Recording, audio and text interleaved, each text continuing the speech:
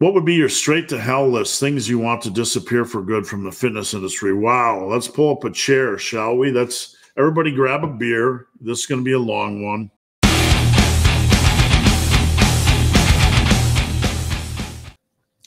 Man, I could go on and on. I don't even know where to begin. People that put out information that confuses. Why squats are a bad idea for hypertrophy. No, they're not. People that put out black and white information.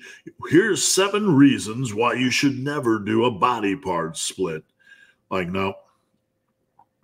People that do this black or white information or don't understand the history of lifting, they need to go back and sit down and shut up and study for a while. I mean that. You want to look at the history of lifting the last 70 years. All the guys that have made it to the mountaintops. You understand something when you look at them. And this can be a hard pill to swallow, but we're big boys and girls.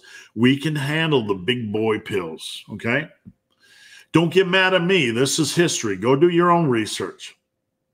Doesn't matter if they're doing body part splits. It doesn't matter if they're doing full bodies. Doesn't matter if they're doing squats. It doesn't matter if they're doing leg presses. Doesn't matter if they're doing a little bit lower volume. Doesn't matter if they're doing a little bit higher volume. None of this stuff matters because there is a bigger picture. And the bigger picture is what I teach, what I taught in my first book, Massive Iron, 10 years ago, and what I am teaching in my new series, Massive Omnibus. You can get Massive Omnibus at my website, Super Living Today. It's going to be 1 million words. I already have 3 books out. I'm working on book number 4 as we speak. I have the 10 pillars of success. Classic things. If you have these things in place, it doesn't matter what program you use. It doesn't matter which exercises you use. If you have the Massive Iron pillars of success in place, you will be successful. You want to see the pillars of success from my first book. This is Massive Omnibus. This is book number 1. There's going to be at least 10 books in this series. And these aren't small books. These have 260 to 300 pages plus, okay? So we're going to skim forward a little bit. These were the original pillars of success in my first book. Consistency, progression, patience, food, and listen to your body and evolve your training based on needs. These are the new pillars of success from the Massive Omnibus book. Consistency. You have to be consistent for a long period of time. No way around that. If you want to be big and juicy and strong and all good things in life, you have to be consistent. If you want a good marriage, you got to be consistent. If you want to be good at your profession, you got to be consistent for a long period of time. This is a cornerstone of success for anything, and it should be obvious. But if you're jumping programs, taking time away from the gym, you broke rule number 1. Number 2, progression. Not an option. You have to continue to try to do a little bit more over time than you did last time. We're not trying to set rules. We're not trying to focus on specific progression schemes.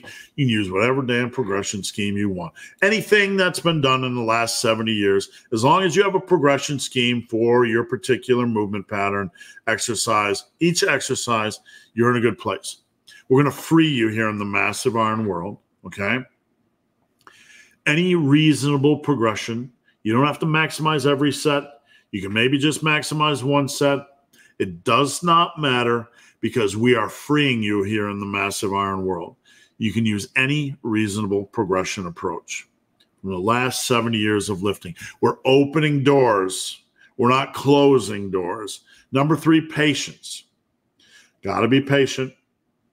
Don't try to rush the process by jumping programs, by endlessly switching exercises, by endlessly trying to do more volume to increase. This is a long process. There's no way around it. There's no way around. You have to get in the gym. You have to shovel out your scoop of dirt that day, put it behind you, and move on for the next 5 to 10 days. You have to get in there, do your work, punch the clock, and get out. That's the only way to do it. That's the only way to do it. People that run in, I'm plateauing. No, you're not. You're impatient. You're expecting to move from a 315 bench to a 365 bench as quickly as you moved from 200 to 315. Wrong. You need to understand the game. You need to love the game, and you need to be patient. Number 4, nutrition. Not just eating healthy. You have to nail your bulking and cutting cycles. You have to be very specific. This is a specific game. There's no maintaining, gaintaining, plantaining, recomping, bebopping, all this kind of nonsense.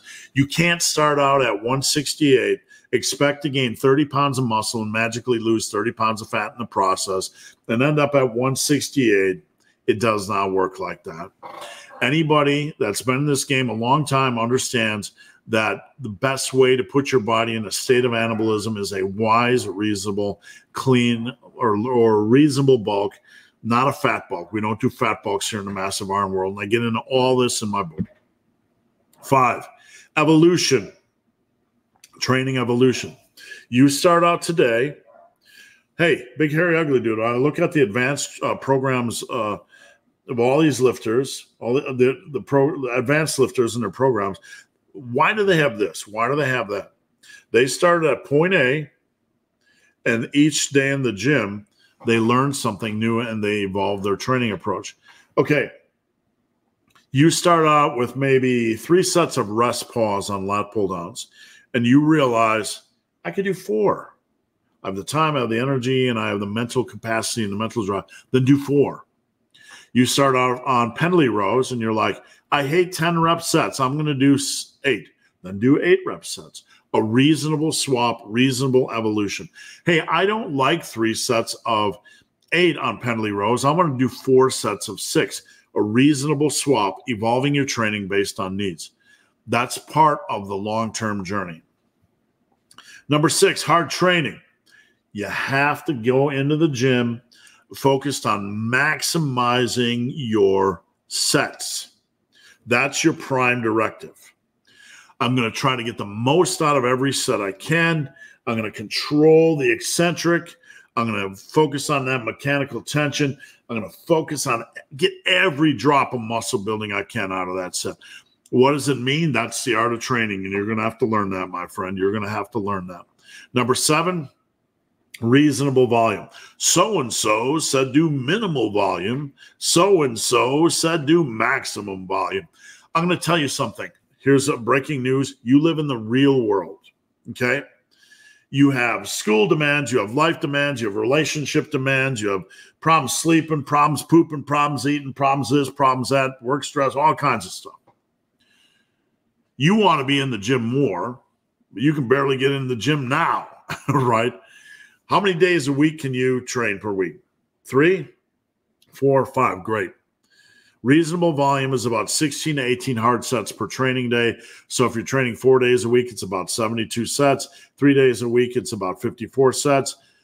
That's your reasonable volume. And you try to, number 8, maximize your exercise selection to fit in with that volume. Number 9, stay healthy. Don't be a dum-dum. Live to fight another day. Play this game to stay in it 10, 15, 20 years. And finally, number 10, passion. You can't fake passion. And if it's not there, you're not going to be successful. It might grow over time, but you got to punch the clock and you need to do the work. But if you are not passionate about just the dance of attacking the iron, you will have nothing. All right, guys, let's move on here. Hope that helped a little bit.